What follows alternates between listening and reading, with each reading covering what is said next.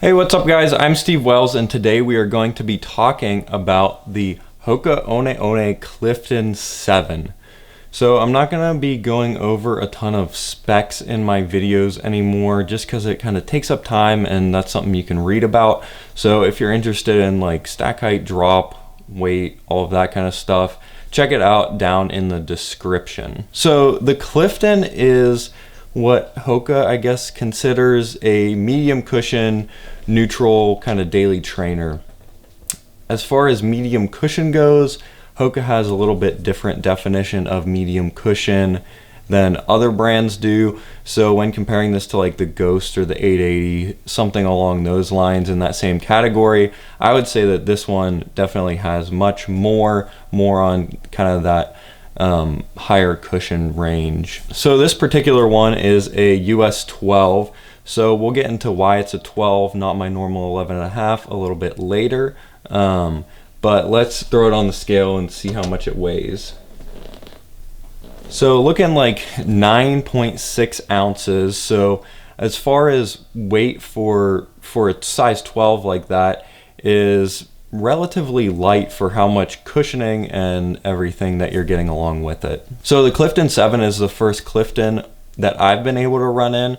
So I'm not going to be able to compare it to a lot of other Cliftons except for the Clifton 1 re-release that I could wear for about 30 seconds before my feet started hurting. So this is the first Clifton that I've actually been able to do any kind of mileage in. So let's get right into some pros about the Clifton 7. So my first pro is going to be the durability of it. Not necessarily going to be a ton more or less durable than other shoes in this category, but as far as comparing it to something like the Rincon or even the Arahi that I've done videos on both of these, if you want to check them out, I'll link them up here. But just with that extra rubber on the outsole, so gonna have much more, which adds more weight but also a little bit more durability to it. So these are fairly similar mileage wise, definitely gonna have a few more in the Rincon. I can't remember exactly where I'm at, but fairly similar, which you're seeing a lot more wear and tear on the Rincon than you are on the Clifton. Another pro in the Clifton is the tongue. So you've got that kind of gusseted tongue that's gonna go down the sides, connect onto the bottom, that's going to keep it from sliding around too much and just kind of hug around the sides of your foot a little bit more. If you've watched some of my other videos, you know that I like a shoe with a little bit lower of a drop. So this one's at 5 millimeters, which is a pretty good range. So I do like that it is a little bit lower of a drop for me, but not low enough that it's going to scare people away that have been in higher drop shoes in the past. So my next pro is the meta rocker that this shoe has. So a little bit of kind of a curve to the bottom of it. Not going to be as aggressive as like the New Balance More, the Endorphin Shift from Saucony, or something like the Asics Glide Ride. Not going to be that crazy, which is, some of those shoes are a little bit more of a rocker than I would like. But I feel like this shoe does a good job of giving you some of that kind of transition with that rocker, but not having it be overbearing in like the forefront of your mind every time you're running in this shoe. And my last pro is probably the biggest pro that most people will find with this shoe, and that's the amount of cushion that you're getting for the money that you're paying for it. So this shoe retails at $130, which is going to be the same as like the Brooks Ghost, New Balance 880, Saucony Ride, that kind of category of shoe. But I think that this shoe, in terms of cushioning, if you're looking for something a little bit softer to absorb some more impact as you're coming down, this is definitely something that you should be looking at. Not going to have as much cushion as like the Bondi or something like that, but that's in the next higher price bracket, like that $150 range. So as far as cushion for the money, it doesn't get much better than the Hoka Clifton. So that's it for pros. Let's move on to some cons that I found in my time in this shoe. So going from the 6 to the 7, they added this kind of heel thing. that I've heard different people say different things. I've heard that it's replacing like the loop so that you can kind of help pull it on a little bit more. I've also heard that it's kind of similar to what New Balance is doing with some of their shoes, that it's going to kind of flare out so that it's not poking into your Achilles at all. And this heel counter just did not quite work for me. Now, I've also been doing a lot of miles in the Nike Pegasus that I will be talking about in a few weeks here, which has kind of a similar heel, but it doesn't come up quite as high. And the Pegasus did not give me problems, while the Clifton definitely did. So the first thing I noticed when I put these on was this kind of point here pushing up into my Achilles as my foot was bending. And that's something that not a lot of other people have talked about too much. So maybe it's just something with the way that I run specifically, but I was definitely noticing that kind of pushing into my Achilles that wasn't giving me like hot spots or anything, but was just something irritating that I was thinking about as I was running in this shoe. I also noticed a lot of movement in the heel. I don't know if that's the material or the way this flares out or just the way it fit my foot, but I messed with the laces, kind of tried to readjust stuff, and I was still getting a lot of movement in my heel, kind of pulling down socks, and they're not cheap, crappy, worn out socks. So when I was wearing higher socks, none of that stuff was an issue, but if you're planning on wearing no-show socks with that, if you're planning on wearing no-show socks with these shoes, it's definitely something to keep in mind. Another con that I had with this shoe is something that I have with a lot of Hoka's shoes, and that is that, like, I think it's just the shape of it. They kind of curve back around. My foot goes straight down this way, so I have a bunch of room over here, and then my toes are kind of crushed on the outside. It kind of pushes in on the midfoot, on the lateral side there. So as I break the shoe in a little bit more, it's not as irritating as when I first start wearing it. And that's part of why the 12 was a little bit more comfortable than like that normal 11.5 that I go with.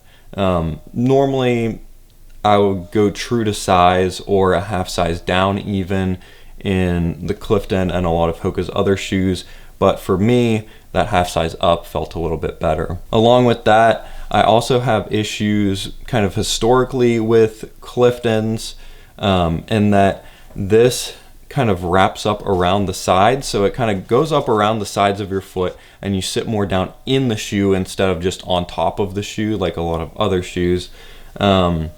And then whenever I step down, put weight on my foot, and my flat feet flatten, and I spill out over the edge, I really feel a lot of pressure pushing back up in on my arch.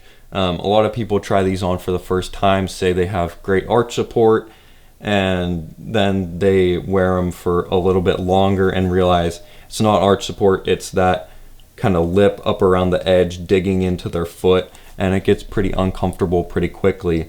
So when I'm running in shoes, I kind of try different things out, different inserts with the liners, and this shoe specifically was one that when I'm wearing it with just the liners, it really gives me problems, but if I put some kind of other insert in it, then it kind of bridges that lip there and doesn't push into my arch and makes it more wearable for me. So moving on to my last con, this one is a pro for a lot of people. It was a pro for me at first, but once I got more miles in it, I realized it was causing problems, and that is the cushioning in this shoe. So it's super soft, super comfortable. When I'm doing shorter runs, I love that higher cushioning. If I'm wearing them to work or something like that, they're awesome. But whenever I start doing longer mileage, like I think I've done probably 8 to 10 miles in these, and they started giving me issues because I think they're too soft. So I don't know if they maybe aren't stable enough for me, or just the extra cushion causing problems with my foot kind of moving around on top of that. But I was noticing a lot of knee issues, a lot of calf tightness issues, which I think is stemming from the softness of this shoe. That cushioning definitely is going to absorb more impact and in theory be a little bit easier on your legs. But for me, I think that it's a little bit softer than I'm comfortable with. But that's about it for cons for this shoe. So overall, I really liked them, but there were just a bunch of tiny little things, like the heel, like it pushing on my arch a little bit, like it being a little tight on the outside, that made me kind of hesitant to wear them out on longer runs, which is really where I feel the shoe shines. So will I continue wearing the Hoka Clifton 7?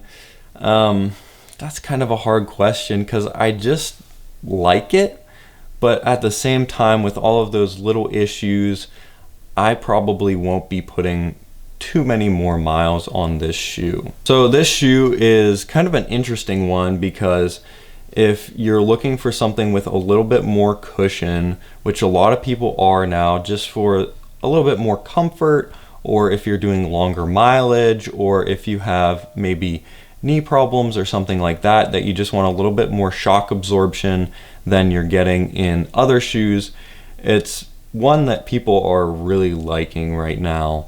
And Hoka is kind of taking over as the next kind of up and coming shoe brand, and in my opinion that's kind of for a reason. They're super comfortable shoes. There are lots of little issues that I have with this shoe that other people may or may not experience, so I definitely think that this shoe is worth a second look if you're in the market for something like it. That's all of the pros and cons that I had on my time in the Hoka Clifton. So I hope this video was helpful. If it was, be sure to like and subscribe down below. Leave any questions you have for me in the comments, and I'll talk to you guys next week.